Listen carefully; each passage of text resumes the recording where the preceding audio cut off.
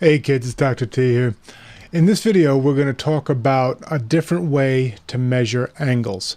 Up until now, all you know about is degrees. And I don't know if you remember this, but when we went to calculators a lot, and when you were doing trig back in Algebra 1, your teacher would say to you, I want you to switch your calculator from radians to degrees.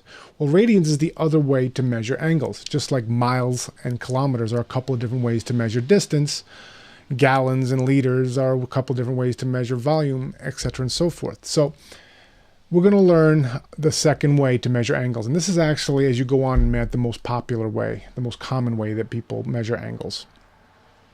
Okay, so that being said, I put 3 diagrams here. I want you to take a look at them, pause the video if you want, and just copy them real quick, rough sketches, but make sure you have plenty of room to write because we're going to take some notes underneath.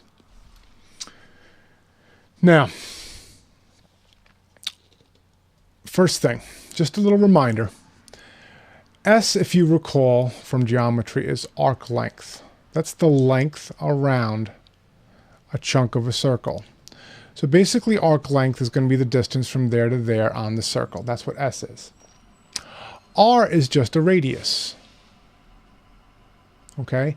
Plural of radius is radii. Okay? Now, that being said, let's go on over and figure out what a radian is. Now, when the radius and the arc length are the same length, the radius has a length and the arc has a length. When the radius is equal to the arc, the angle formed, we'll call that angle theta, that's a common name for an angle. The angle formed is called a radian. Now notice the similarity, radius and radian. That's on purpose so that you remember what a radian is. So the angle and the radius are very closely related when you're in radians. Okay, so what do I mean by that? So if you look over here, I put 2 arcs here that are both the length of a radius. So if I were in class with you now, I'd say, so what's the measure of this angle? Well, if there are 2 radii, Dr. Tozo, there's got to be 2 radians for this angle. So theta is going to be equal to 2 radians. And the arc length is 2 radii. That's plural, right? So, and basically, if you ever want the radians, which we'll call theta, you're just going to take the arc length and divide it by the radius length. So if your arc length is 20 and you have a radius of 10, you've got 2 radians. So that's going to be a really important relationship. The radians is going to be the arc length divided by the number of radii. Now, sometimes you're going to see this when you multiply both sides by r as S is equal to r theta. That's super important also. So jot those down, highlight them, make sure you have them, and make sure you understand them. Take a second and think about them if you need to. And then when we're ready, we'll go ahead and use them. Now let's talk about how many radians is around the whole circle. Well, this should be out of here. Let me just get rid of this. That's a typo there. It should be how many radians is 360 degrees. So let's figure this out. First, let's talk about distance around the circle. And then we'll talk about angle around the circle. So the distance around the circle, we know. The way to measure circumference, the distance around a circle, is that it's going to be 2 pi radii. In other words, that's the whole meaning of pi. Pi is the number of diameters that are around a circle. So there are, because each diameter is 2 radii, we know there are 2 pi radio in the circumference, the total distance around a circle. Make sense? Now, let's keep on going. I wrote this down. Now we know, by the way, don't forget, that 1 radius around that circle is equal to 1 radian as far as the measure of a central angle. Radian. So now let's talk about angles. Now we know that all the way around a circle is 360 degrees. Okay?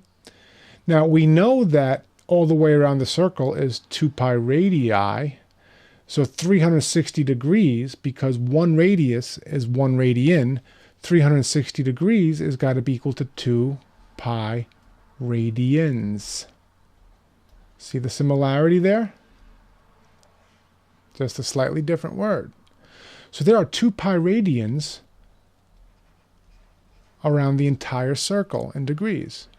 360 degrees is 2 pi radians.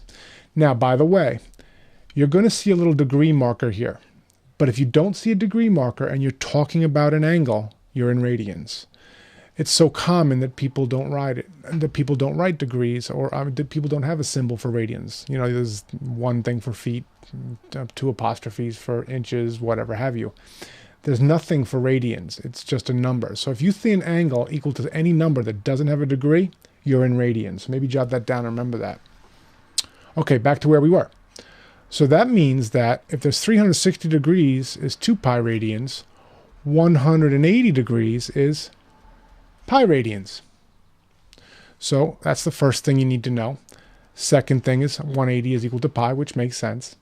Now, if you want to know, and you should, how big a radian is, if you divide both sides, remember this is pi radians. If you divide both sides by pi, just like you were solving for 2x, you would divide both sides by 2. You're going to get 1 radian, which is the right side of this equation, is equal to 180 divided by pi, which is going to be about 57.3 degrees. So a radian is about 57.3 degrees, but you can't use that to convert because this is an approximation. You have to use pi to convert because that's exact. Okay? Okay, now let's go ahead and take this puppy for a test drive. Take a second to write this down if you need to. How many radians has the minute hand of a clock passed through if it's 5 inches long and travels a total of 12.5 inches? Okay, first things first, let's draw a clock. Let me see, let me do a little shape here. Yeah, circle, clock, bang, there we go. There's my clock right here. Nah, not you, you. Now, we're talking about the minute hand of a clock. So there's the minute hand of a clock. And it wants to know how many, it's 5 inches long, and it's gone through 12.5 inches. Okay? So it went to here. Now what you're looking at is you're basically looking at an arc length and you're looking at a radius.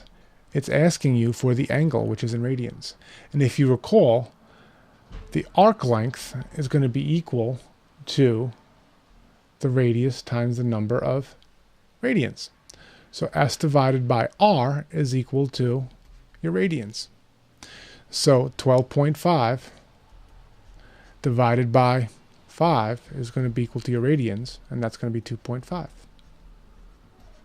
So 2.5 radians. Okay? You give it a shot real quick.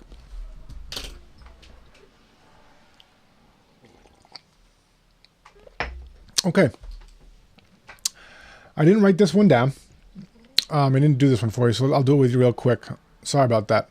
It says if a pendulum swims for an angle of 0.55 radians, so we got a pendulum here, and it's going back and forth like this. If it swings through an angle of 0.55 radians, what distance does the tip travel if the pendulum is 8 feet long? Okay, so again, 8 it represents the radius, because if you think about this as a whole big circle here. So the radius is going to be equal to 8. The radians is going to be equal to 0.55. So let's figure out what the arc length is, which is the tip right here. So remember that S is equal to R times theta. We know that S is going to be equal to the radius, which is 8 feet times 0.55 radians. Now 8 times 0.55 is going to be 4.4, right? Yeah, 4.4. That's going to be 4.4, and we're in feet. Okay? Now converting. Hi, Leo. Hi. I'll be right with you, okay? I'm making a video. I gotta build a cat tower. You want to come and say hi to everybody? Yeah. Here, quick, say hi to everybody. Hi. Say, hi, everybody. Hi, everybody. He wants me to build him something, so I'm going to blast for the rest of this video, guys. Okay, so now we go basic converting angles. First things first.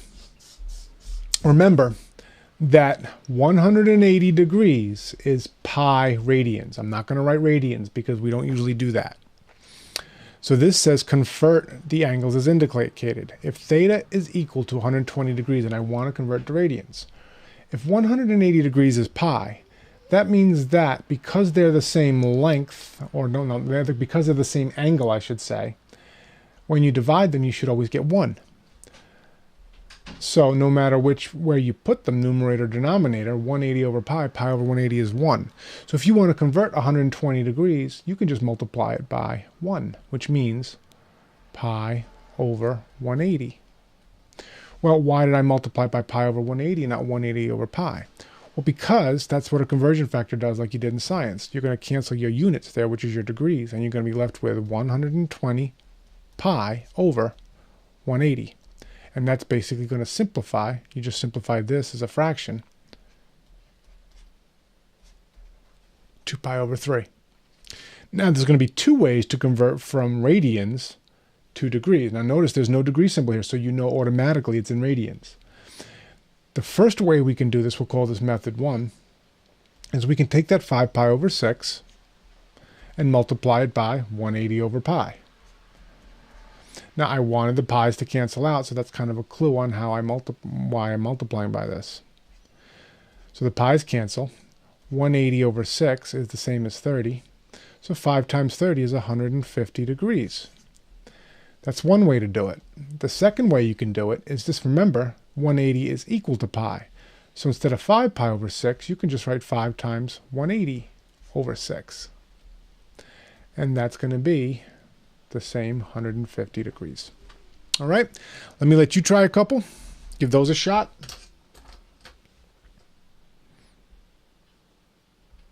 Okay, here's the answer. The answer is negative pi over 2 and 135 degrees.